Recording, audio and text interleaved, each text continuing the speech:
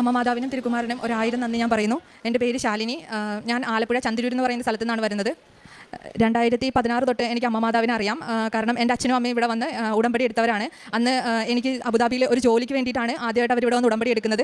ഉടമ്പടി എടുത്തതിൻ്റെ പിറ്റേ ദിവസം തന്നെ എനിക്ക് ജോലി ശരിയായിരുന്നു. അപ്പോൾ തന്നെ എനിക്ക് മനസ്സിലായി ഇവിടെ എന്തോ ഒരു പ്രത്യേകതയുള്ള ഒരു പ്രാർത്ഥനയാണ് എന്ന് എനിക്ക് മനസ്സിലായി. കാരണം ഞങ്ങൾ നോൺ ക്രിസ്ത്യൻസ് ആണ്. അങ്ങനെ 2019 പിന്നീട് ഞാനിവിടെ വന്ന് ഉടമ്പടി എടുക്കുന്നത്. ഉടമ്പടി എടുക്കാനുണ്ടായ സാഹചര്യം എന്ന് വെച്ചാൽ വിവാഹം കഴിഞ്ഞ് 5 വർഷങ്ങളായിട്ടും എനിക്ക് കുട്ടികളുണ്ടായിരുന്നില്ല. അങ്ങനെ ഇവിടെ വന്ന് ഉടമ്പടി എടുത്തു. 3 മാസം കഴിഞ്ഞിട്ടും ഒന്നും കുഞ്ഞുങ്ങളാവാതിരുന്നപ്പം എനിക്ക് മനസ്സിലായി. പിന്നെ എൻ്റെ കാരുണ്യ പ്രവർത്തനത്തിൻ്റെ കുറവ് കൊണ്ടാണെന്ന് എനിക്ക് മനസ്സിലായി. കാരണം ഞാൻ സ്ഥിരമായിട്ട് ജോസഫ് അച്ഛൻ്റെ ധ്യാനം കൂടാറുണ്ട്. അപ്പോൾ അതിലൂടെ എനിക്ക് മനസ്സിലായി കാരുണ്യ പ്രവർത്തനത്തിൻ്റെ ഒരു കുറവുകൊണ്ടാണ് എനിക്ക് എൻ്റെ ഉടമ്പടി വൈകുന്നതെന്ന് എനിക്ക് മനസ്സിലായി. അങ്ങനെ ഞാൻ കാരുണ്യ പ്രവർത്തനങ്ങൾ കൂടുതൽ ചെയ്യാൻ തുടങ്ങി. ഞാൻ അബുദാബിയിലാണ് താമസം. അപ്പം അവിടെ ഞാൻ പുറത്തിരുന്ന് ജോലി ചെയ്യുന്നവർക്കും പിന്നെ ഓൺലൈനായിട്ട് ചാരിറ്റിയിൽ ഞാൻ കാശ് അയച്ചു കൊടുക്കും. അങ്ങനെയൊക്കെ ഒരുപാട് കാര്യങ്ങൾ ഞാൻ ചെയ്യാൻ തുടങ്ങി. ഇതൊക്കെ ചെയ്ത് കഴിഞ്ഞിട്ട് ഞാൻ മാതാവിനോട് പറഞ്ഞു, മാതാവേ ഇപ്പം എൻ്റെ ഭാഗങ്ങളെല്ലാം ഞാൻ ക്ലിയർ ആക്കിയിട്ടുണ്ട്, ഇനി നീയാണ് എനിക്ക് കുഞ്ഞിനെ തരേണ്ടതെന്ന് ഞാൻ അമ്മ മാതാവിനോട് പറഞ്ഞു. അങ്ങനെ അന്ന് പറഞ്ഞ ആ ദിവസം ഒരു ശനിയാഴ്ചയായിരുന്നു. അന്ന് എനിക്ക് ഭയങ്കരമായിട്ട് ഒരു വോമിറ്റിങ്ങും വയറുവേദനയും ഒരു പനിയും ഇങ്ങനെ വരുകയുണ്ടായി. അത് കഴിഞ്ഞ് ഞാൻ 2 ദിവസം ഞാൻ റൂമിൽ തന്നെ കിടപ്പായി പോയി. അത് കഴിഞ്ഞ് ഞാൻ ഹോസ്പിറ്റലിൽ ഡ്യൂട്ടിക്ക് ചെന്നപ്പോൾ എൻ്റെ കൂടെയുള്ള ഒരു കൂട്ടുകാർ പറഞ്ഞു, നീ പ്രഗ്നൻസി ചെക്ക് ചെയ്ത് നോക്ക്, ചിലപ്പോൾ നീ പ്രഗ്നൻ്റ് ആയിരിക്കും എന്ന് പറഞ്ഞു. അങ്ങനെ എന്നിട്ട് ഞാനത് ഡിലേ ആക്കി ചെക്ക് ചെയ്യാതെ അത് കഴിഞ്ഞ് ഞാൻ പിന്നെ ചെക്ക് ചെയ്ത് നോക്കിയപ്പോൾ ഞാൻ പ്രഗ്നൻ്റ് ആണ്. ആ സമയത്ത് ഞാൻ അമ്മ മാതാവിന് 1000 നന്ദി പറഞ്ഞു. കാരണം എൻ്റെ പ്രശ്നം എന്ന് വെച്ചാൽ പ്രഗ്നൻ്റ് ആവുന്നതല്ല, പ്രഗ്നൻസി കണ്ടിന്യൂ ചെയ്ത് കൊണ്ടുപോകുന്നതാണ്. കാരണം ഇതിന് മുന്നേയും 2 പ്രാവശ്യം ഞാൻ പ്രഗ്നൻ്റ് ആയിട്ടുണ്ട്. മരുന്നൊന്നും കൂടാതെയാണ് പ്രഗ്നൻ്റ് ആയത്. പക്ഷേ കൃത്യം 6 ആഴ്ച ആകുമ്പോഴത്തേക്കും കുഞ്ഞ് അബോർഷനായി പോകും. 6 ആഴ്ച 2 ദിവസം അല്ലെങ്കിൽ 6 ആഴ്ച 3 ദിവസം ഇങ്ങനെയാണ് സംഭവിച്ചുകൊണ്ടിരുന്നത്.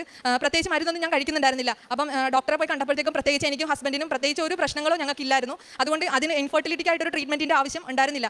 അങ്ങനെ എന്താണ് ഇതിനൊരു പരിഹാരം എന്ന് അറിയാൻ വയ്യാത്തൊരവസ്ഥയിലായിരുന്നു ഞാൻ ഇവിടെ കടന്നു വന്നത്. ഇവിടെ വന്ന് മാതാവിനോട് പ്രാർത്ഥിച്ചു. എനിക്ക് പ്രഗ്നൻ്റ് ആയി. അത് കഴിഞ്ഞിട്ട് പിന്നെ എനിക്ക് ലീവ് എടുക്കേണ്ട ഒരു അവസ്ഥ വന്നു. ഞാൻ ലീവ് എടുക്കാമെന്ന് ഞങ്ങൾ ഓൾറെഡി തീരുമാനിച്ചിരുന്നു. കാരണം നേരത്തെ 2 അബോർഷൻ ആയതുകൊണ്ട് ഇനി പ്രഗ്നൻ്റ് ആവുകയാണെങ്കിൽ ലീവ് എടുക്കണം എന്ന് വിചാരിച്ചിരുന്നു. അങ്ങനെ ഞാൻ ജോലി ചെയ്യുന്നിടത്ത് പോയി ഞാൻ ലീവ് ചോദിച്ചു. ലീവ് കിട്ടാൻ സാധ്യതയില്ല. കാരണം ഓൾറെഡി അവിടെ കയറിയിട്ട് 6 മാസം പോലും ആയിട്ടില്ല. അപ്പം നമുക്ക് ലീവ് കിട്ടില്ല. പക്ഷേ ഞാൻ മാതാവിൻ്റെ കാശുരൂപം കൈ പിടിച്ച് ഞാൻ അവരോട് ചെന്ന് ചോദിച്ച് ലീവ്. ഭയങ്കര അത്ഭുതം എന്ന് പറഞ്ഞിട്ട് അവരെനിക്ക് ലീവ് തന്നു. അതും ശമ്പളത്തോടു കൂടി 2 മാസം എനിക്ക് ലീവ് തന്നു. അതും മാതാവിൻ്റെ ഒരു കൃപ തന്നെയാണെന്ന് എനിക്ക് മനസ്സിലായി. അതിനുശേഷം ഞാൻ 2019 ഈ സംഭവം നടക്കുന്നത്. അതായത് 2019 ജൂലൈ 23-ാം തീയതി അച്ഛൻ്റെ ഒരു ധ്യാനം ഉണ്ടായിരുന്നു. ആ സമയത്ത് ഞാൻ കൃത്യം 6 ആഴ്ച പ്രഗ്നൻ്റ് ആണ്. ഈ പ്രഗ്നൻസി എപ്പോഴും 6 ആഴ്ചയിലാണ് എനിക്ക് അബോർഷൻ ആയിക്കൊണ്ടിരിക്കുന്നത്. അങ്ങനെ ഈ സമയത്ത് ഞാൻ ഇങ്ങനെ റൂമിലിരുന്ന് ഞാൻ ലാപ്ടോപ്പൊക്കെ ഓൺ ചെയ്ത് വെച്ച് മാതാവിൻ്റെ ഞാൻ ഈ ഉടമ്പടി ധ്യാനം കൂടാനായിട്ട് ഇങ്ങനെ ഇരുന്നപ്പോൾ ഞാൻ മാതാവിൻ്റെ ഒരു കുഞ്ഞു ഫോട്ടോ ഉണ്ട് എൻ്റെ കയ്യിൽ. ഞാൻ ആ ഫോട്ടോ നോക്കി മാതാവിനോട് പറഞ്ഞു, എൻ്റെ പ്രശ്നം നിനക്കറിയാലോ, എനിക്ക് അബോർഷനായി പോകുന്നതാണ് എൻ്റെ പ്രശ്നം, അല്ലാതെ കുഞ്ഞുങ്ങൾ ഉണ്ടാവാതിരിക്കുന്നതല്ല എൻ്റെ പ്രശ്നം. അതിപ്പം എൻ്റെ നെഞ്ചിൽ വലിയൊരു ഭാരമായിട്ട് ഇങ്ങനെ ഇരിക്കുവാണ്. അമ്മ മാതാവ് അതെനിക്ക് എടുത്ത് മാറ്റി തരണം. ഇപ്പം എപ്പോഴും അബോർഷൻ ആകുന്ന ഒരു സമയത്താണ് ഞാനിപ്പോൾ ഉള്ളത്. ഇതെൻ്റെ ഉള്ളിൽ നിന്ന് എടുത്ത് മാറ്റി തരണം. കാരണം എനിക്ക് അതവിടെ നിന്ന് എഴുന്നേറ്റ് ബാത്റൂമിൽ പോകാൻ പോലും പേടിയാണ്, എപ്പോഴും ഇങ്ങനെ ഈ സമയത്ത് ഇങ്ങനെ അബോർഷൻ ആവുന്നതുകൊണ്ട്. അങ്ങനെ ഞാൻ പറഞ്ഞു. കൃത്യം 52-ാമത്തെ മിനിറ്റിൽ ആ യൂട്യൂബിൽ ആ ധ്യാനം ഇപ്പോഴും കിടപ്പുണ്ട്. 23/7/2019 കൃത്യം 52-ാമത്തെ മിനിറ്റിൽ അച്ഛന് ഒരു മെസ്സേജ് കിട്ടുവാണ്. ഞാൻ ആ ചോദിച്ച് 52-ാമത്തെ മിനിറ്റിലാണ് ആ മെസ്സേജ് കിട്ടിയത്. മെസ്സേജ് ഇങ്ങനെ ആയിരുന്നു. ഒരു കുഞ്ഞിനെ എനിക്ക് കാണിച്ചു തരുന്നുണ്ട്. ആ കുഞ്ഞ് ഒരു സൈഗോട്ട് രൂപത്തിലുള്ള കുഞ്ഞാണ്. അതായത് 6 ആഴ്ച മാത്രമേ അതിന് വലിപ്പമുള്ളൂ.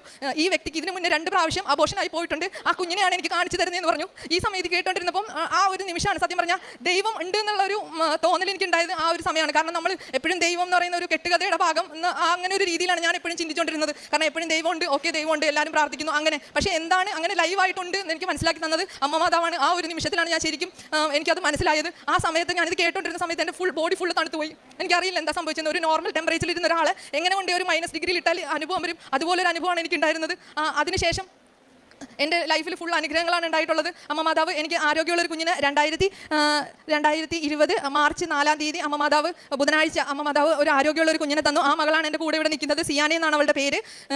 പിന്നീട് ഞാൻ ഉടമ്പടി പുതുക്കുന്നത് ഞാൻ ഓൺലൈനായിട്ടാണ് ഞാൻ പിന്നീട് ഉടമ്പടി എടുത്തത്.